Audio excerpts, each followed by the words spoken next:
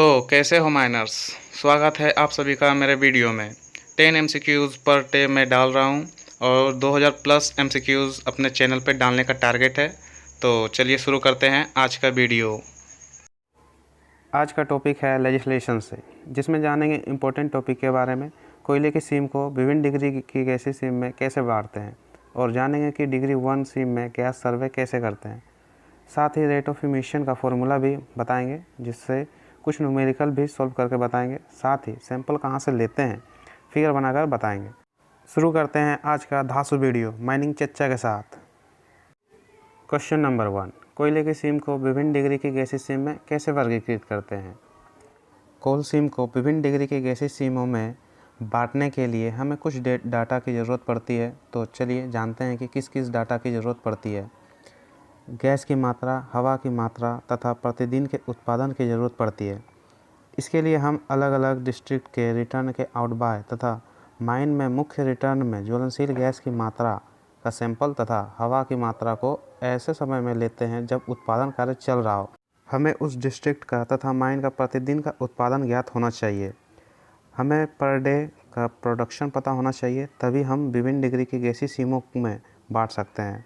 अब हम निम्न फॉर्मूला के द्वारा कोयले के प्रतिदिन प्रति टन उत्पादन पर गैस निकलने की मात्रा क्यूबिक मीटर में निकालते हैं। उससे पहले जान लेते हैं कि सैंपल लेते कहाँ से हैं। हम सैंपल रिटर्न एयर में लेंगे। जैसा कि आप देख सकते हैं फिगर में, ये इनटेक है, ये रिटर्न है और ये सब स्टॉपिंग है। वर्गीकृत करने के लिए हमें जिस फॉर्मूला की ज़रूरत है वो ये है, rate of emission equal to CH4 का percentage into quantity of air into 60 into 24 divided by 100 into daily average production. ये कुछ डाटा है जो कि हमने एज्यूम किया है, जिसके अकॉर्डिंग कुछ न्यूमेरिकल बनाएंगे।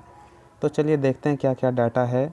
लोकेशन हमने ले लिया है, परसेंटेज ऑफ CH4 हमने ले लिया है, पर डे प्रोडक्शन हमने ले लिया है, रेट ऑफ इमिशन हमें निकालना है, जिसके अकॉर्डिंग हम लोग पता लगाएंगे कि कौन सी डिग्री का सीम है।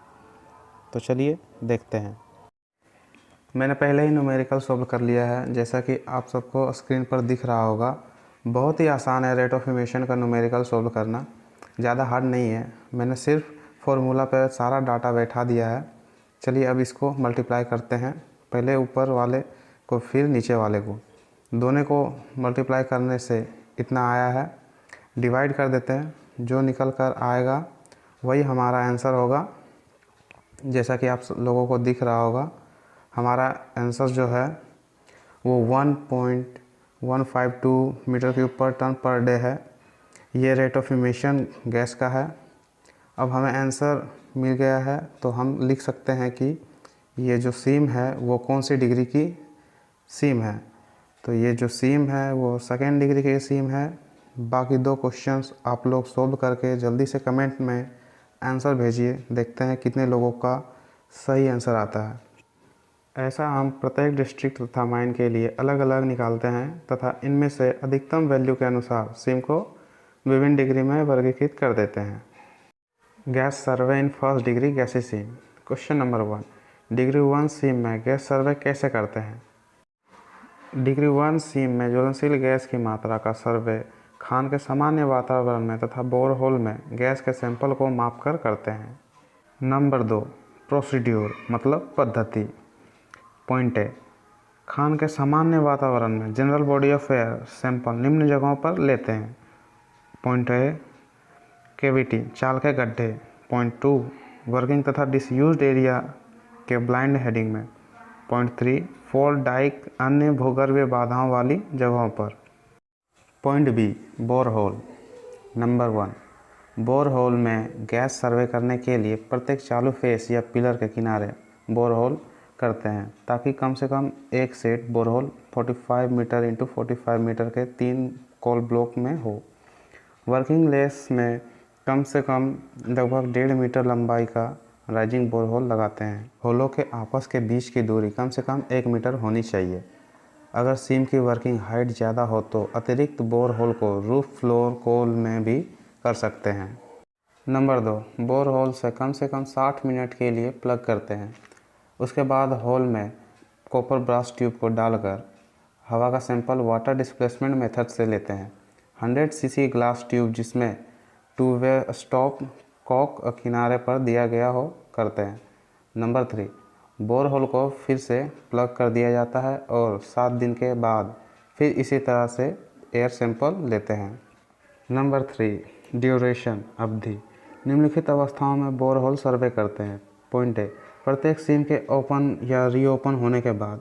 पॉइंट बी, जब किसी भूगर्भीय बाधाओं वाले क्षेत्र के 30 मीटर के नज़दीक कार्य किया जाता है। Point C, general body of air में 30 दिनों में कम से कम एक बार ज्वलनशील गैस की मात्रा को मापते हैं। बोरहोल सर्वे मैनेजर द्वारा निर्धारित समयांतर पर करते हैं, परंतु किसी भी अवस्था में 3 महीने का अंतर नहीं होना चाहिए। नंबर 4, गैस सर्वे के रिजल्ट की रिकॉर्डिंग एवं सूचना देना। पॉइंट ए, बोरहोल सर्वे का रिजल्ट बॉन्ड पेज बुक में लिखते हैं। पॉइंट बी, जब कभी जनरल बॉडी ऑफ एयर में या बोरहोल में ज्वलनशील गैस की मात्रा मिलती है तो उपरोक्त वर्णित रिपोर्ट रजिस्टर के कॉपी को संबंधित जॉइंट डायरेक्टर को भेजते हैं। पॉइंट सी, वर्किंग एरिया में बोरहोल सर्वे के पोजीशन को दिखाने वाला एक अलग प्लान मेंटेन करते हैं जिसमें निम्न चीज़ें दिखाते हैं: अंतिम गैस सर्वे की तारीख, उससे संबंधित महत्वपूर्ण सूचना, वैसी जगह जहां बोरहोल में 2% से ज़्यादा ज्वलनशील गैस मिल रही हो। आज की वीडियो में हमने जाना कोयले की सीम को विभिन्न डिग्री की गैसीय सीम में वर्गीकृत कैसे करते हैं, रेट ऑफ इमिशन कैसे निकालते हैं, डिग्री 1 में सर्वे कैसे करते हैं। तो कैसा लगा आज का वीडियो कमेंट सेक्शन में ज़रूर बताएं। धन्यवाद।